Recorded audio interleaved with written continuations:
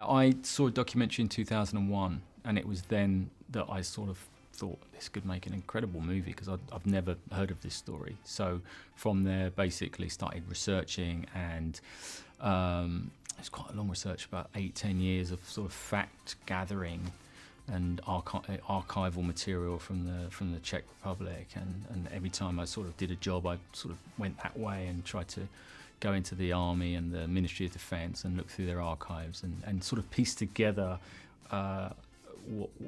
what happened and those events as best as we know.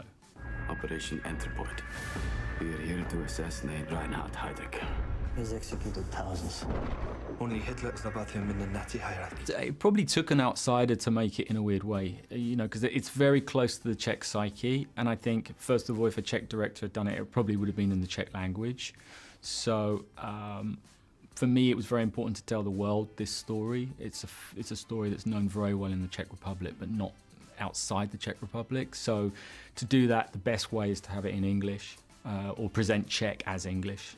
And I think, yeah, not being so close to it, but having done, you know, nearly 15 years of research, I felt that I did have, you know, enough information at my fingertips to be able to tell the facts and not be too, you know, embroiled into it like a lot of the Czechs are, because they're very passionate about this story. It's like the best-selling novel ever, this story, and everybody has a version of it in their head. So, you know, when you present a film, there's always going to be great discussion about, yeah, that's not how I imagined it, and, you know, or that's exactly how I imagined it, but yeah. Young love flourishes under German occupation, that sort of thing. But you're not that young.